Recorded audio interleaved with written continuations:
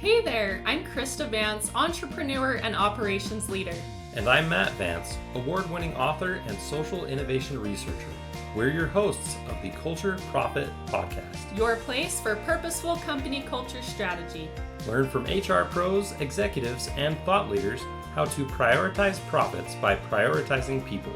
This episode is sponsored by Mobrium, the best friend of forward-thinking HR leaders, helping you strengthen your employer reputation as a reflection of your real culture. Learn more at mobrium.com. Hey there, and welcome everyone. Today we have Christian Chavez. We're speaking with one of the youngest HR leaders in America. Unanimously voted USU's 2020 Mr. Congeniality, Christian is the life of the party. At age 21, Christian finished his Master's of Human Resources from Utah State University within 1 year of completing his Bachelor's of Science and Philosophy. Having already managed many critical HR roles at multiple global companies, and now at age 23, Christian leads all HR functions at Mountain Regional Equipment Solutions. He is a loving cat dad to his felines Gatsby, Iro, and Raven. Very impressive, and thanks for being with us today, Christian.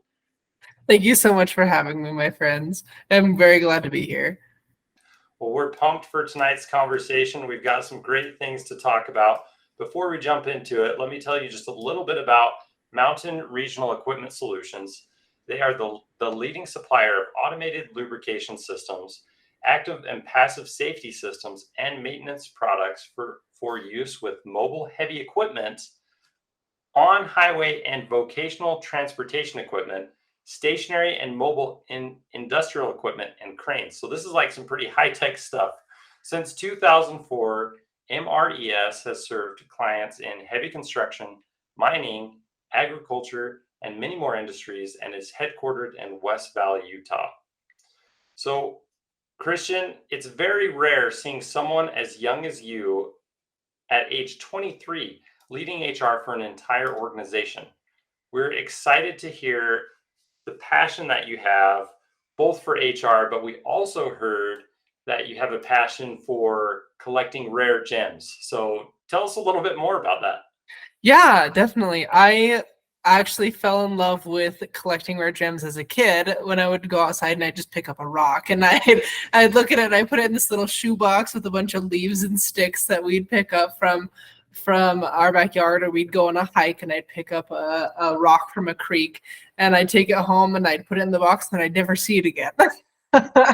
And I'm pretty sure my mom would probably just take it right back out to the backyard so I can find it the next day.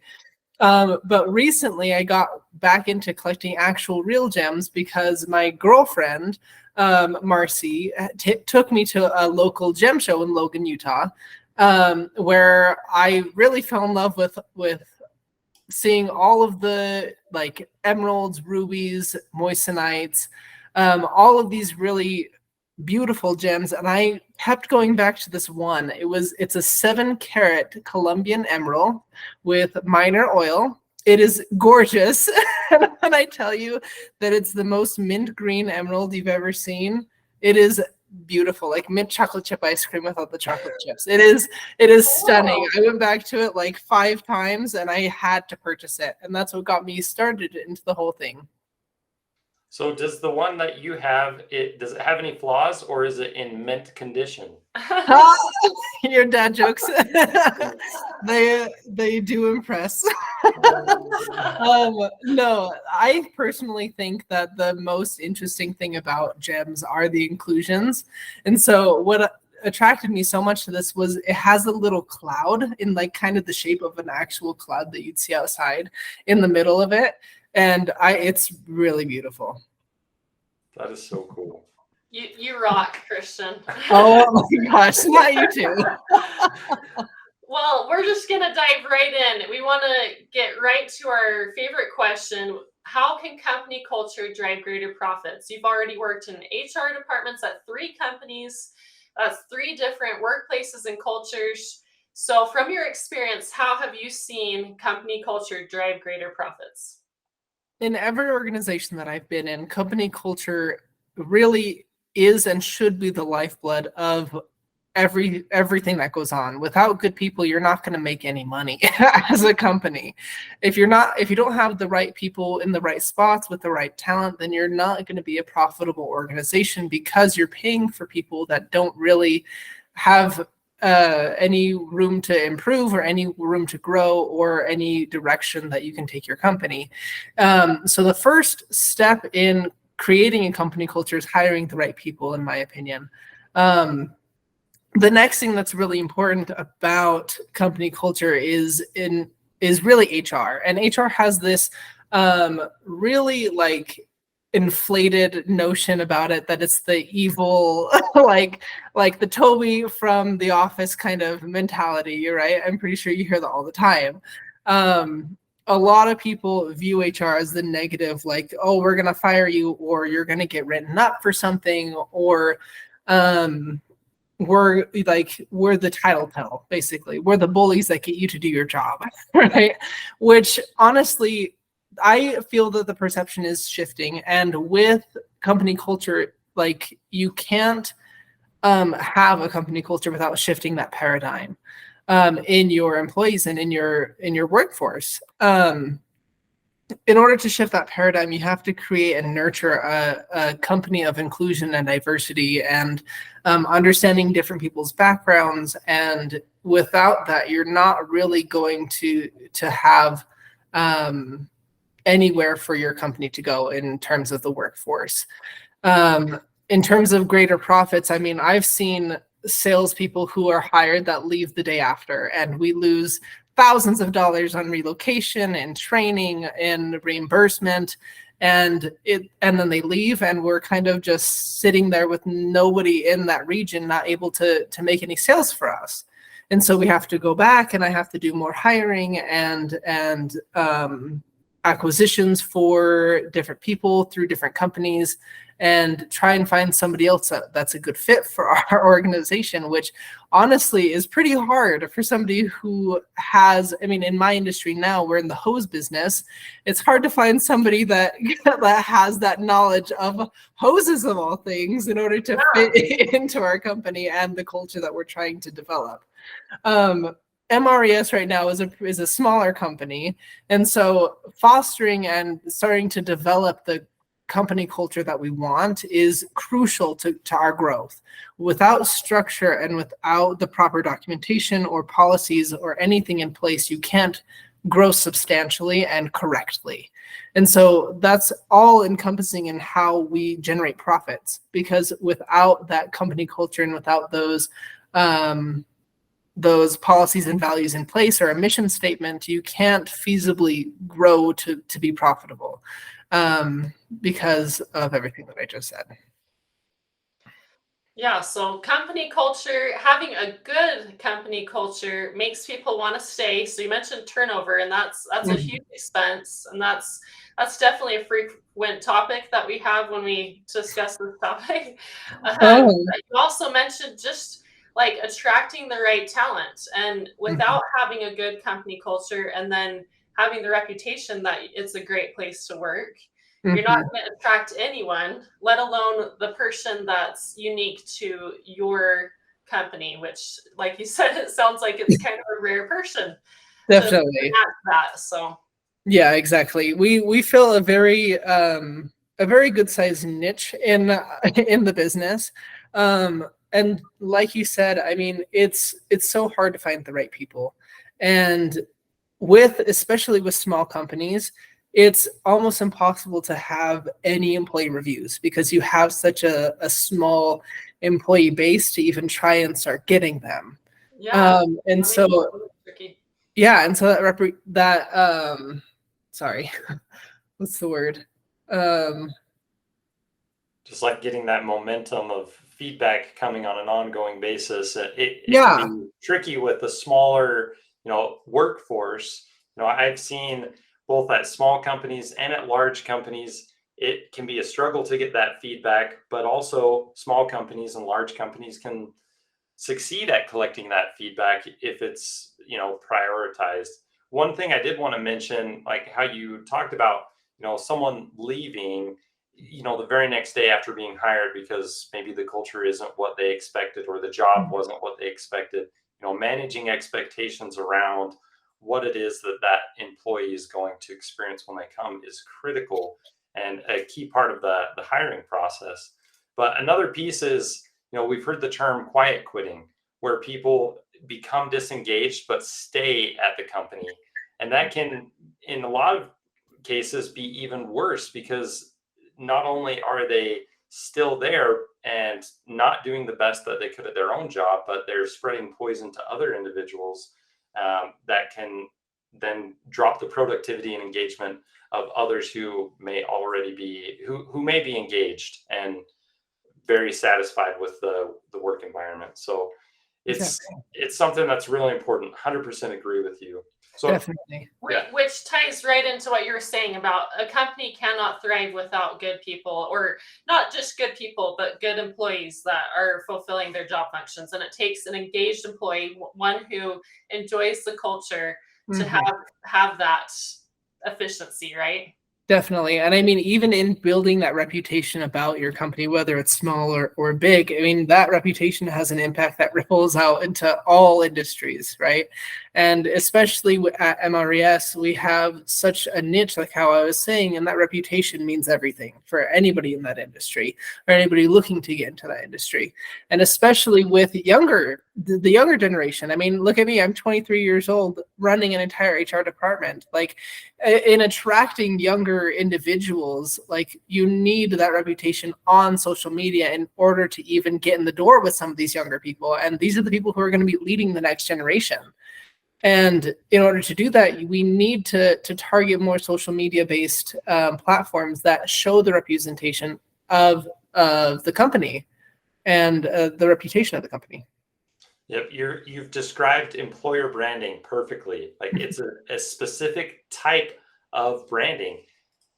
The people that you're showcasing what your company is all about are job seekers, and they need to know not just what you do functionally as a business, but they need to know how you treat your workforce and what the benefits are like. What's the employee value proposition? What are all the perks and benefits that you're entitled to transactionally with accepting a job offer, but also those, non-transactional benefits that you get from working there as the work environment, the people that you work with, the things that you can learn, the ways that you can grow. All those things are considered by job seekers. But you need to also realize other stakeholders are looking at that as well. And so the way that you're having that open dialogue publicly on the internet with the job seeker, how you're showcasing your company, is also seen by the current employee, and it's shaping their perceptions, and the customer and the investor and the local community. So I want to dive into another, related topic here, Christian. Let's talk a little bit more about the reality that you're living right now. Like, you're 23, you're less than 90 days into this new role, leading HR for an entire organization. So how has it been getting started? And what advice do you have for other single person HR departments that may be listening today? Yeah, definitely. I mean, honestly, running an entire HR department seems like a daunting task, and it is. Like, don't get me wrong. I've had some rough days, but I've had some major wins so far. And for someone as young as I am, being trusted to handle a lot of the business aspects of an entire company across multiple states and starting to reach into other countries and everything, it's honestly just crazy to even think that I'm here. And it's kind of beautiful, like, I don't want to get all too sappy, but I mean, it feels like almost being handed the keys to the kingdom, knowing that they trust you enough to do the job well, no matter what your age is. And I mean, like I've explained to people before, like, the difference is always there, and that the age difference is always there, and I'm never gonna kind of shake that perception as long as I'm young, and so We deal with it every day, and I'm pretty sure the younger generation deals with it every day. People who are trying to get in the door, but because the perception is that they're too young, they haven't experienced enough, and they haven't been able to get in the door with a bunch of other companies. It's for me, it's about trusting the people who are educated enough and experienced enough to actually do the job, and not how old they are. And anybody who's looking to get into HR, I mean, I've heard so many different vernaculars describing HR. The problem solvers, the people who like to problem solve, but also like people and all that stuff. For me, it's more of, I want to be an advocate for the employees and also have the business best interests in mind. It's not just about like getting the people to do their job or getting them to come in on time, or terminating, or writing people up, or paying people on time. It's about actually engaging with the workforce and changing the perception, like how I was saying, about HR, and actually getting them to trust you more. And well, that's a lot what I've seen. And so if any advice that I could give to anybody who's looking into HR is try and change the perception around the industry as a whole. Because one little comment, one little like smile that you can make an employee have by making maybe like not the most appropriate joke or a dad joke or something, and showing them that you're not all business will go a long way, and will gain a lot of trust from the people that you interact with, especially the people that you're supposed to be making decisions for and about. And it helps them gain faith and trust in you, in your position, no matter what your age is. Individuals have the ability, as they enter a profession like that, to change perceptions. And I think that's a great goal, to try to just be a more caring individual. And I think one by one, as more people latch onto that, it changes perception around HR, that you're not necessarily the policeman of the organization or something, but that you're there literally to help the individuals. And I think that's a really great goal. And as you mentioned, with your new role, it sounds like you recommend people to be humble and to listen to the experience of those around you, find mentors that can help coach you in this new role. And what have been some of your top initiatives as you've taken on this role? Yeah, I mean, there have been a lot. One thing that we've implemented recently was fuel cards for our employees. And not a lot of people like change, right? And in a small organization who hasn't really had any structure, implementing any sort of structure is going to be a little standoffish at first. But even the littlest things like fuel cards can have a big impact, especially if it's presented in the right way. And lots of more changes to come. And honestly, the future is looking very bright for the company that we're in, and the niche that we're filling. So what are these fuel cards? What do they do for the employees? So basically, instead of having to turn in receipts or manage your credit card expenses or having to deal with reimbursements, we implemented fuel cards that get them, they use a card, they have a PIN, and they use that for their refueling. It's pretty simple, but it's very impactful for them because it takes the pressure off of them and off of me to get on their cases about things that need to be reimbursed and stuff like that. Yeah. You mentioned some resistance. What was there resistance to that change as well? There was, of course, there always will be, I feel, in any sort of business setting. I think the stigma should be more open-minded than anything. But in general, I feel like change is a good thing. And if it's, again, presented in the correct way and given the opportunity, any change is very impactful. How did you navigate the resistance to that change that you were trying to implement? Yeah, really just listening people. Like a lot of what HR is, in my opinion, is also counseling for the employees, just to hear them out and just to listen.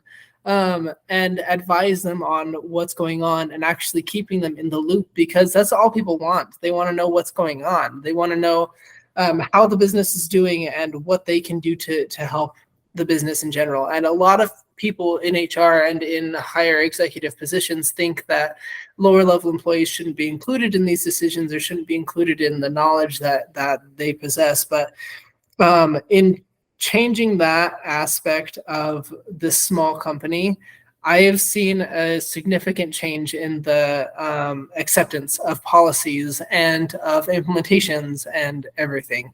And so like letting them feel like they have a say in what's going on really has an impact in how they experience it, because then it's not just the business's decision being put on someone, but their decision also for the business. That's awesome. I think every company, regardless of size, needs to have sustainable feedback loops, and that can look different, especially for a smaller company where you have the ability to interact with every single person in the entire company personally.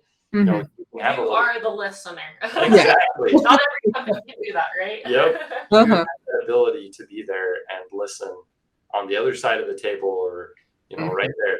And that's awesome. Larger companies will need to implement more sophisticated ways of listening to employees and responding back. I think, as you were mentioning, being able to share, how something is going and follow up with those employees, that's also critical. You don't just want to receive the feedback, but you also have to follow up. And the way that you implemented the fuel cards, that's a perfect example of both listening and then taking action on it. And that's that response that employees need.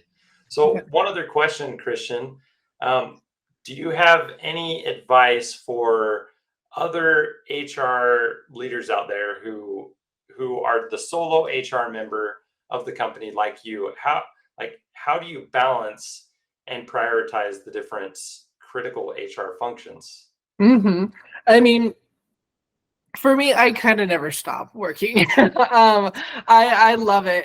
It's something that I just really enjoy, and so not taking a break is very easy for me. But what I would suggest to those people who are in a one-person HR department taking on all of the roles and responsibilities is to at least attempt to delegate anything that you can that you specifically don't need a hand in, because your focus should be on the people, and with the best interest of the business at heart, because without people, you're not going to have a good enough workforce, a good enough company for people to want to come and join or stay at even. And so then you won't have anybody left.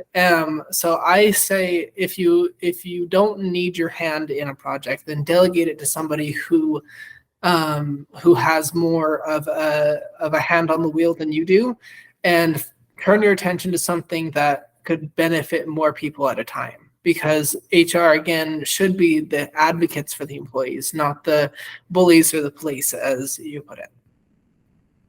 I like that. So maybe even another way to phrase that is make yourself available to be there for the individual people. Exactly, because just like Matt said, it's important to be the people that act on the things that your employees talk to you about. Because if you don't, then you're just another empty phone line. Like somebody's calling you on the phone and you put the phone down and nobody's there listening to you anymore. It's hitting a wall, basically.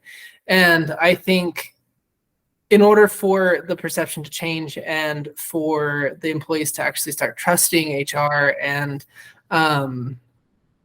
feel more comfortable in their work environment, they need to see the actions behind the words. Because we can sit around all day and say, yeah, I'll get on that right now, I'll take care of it,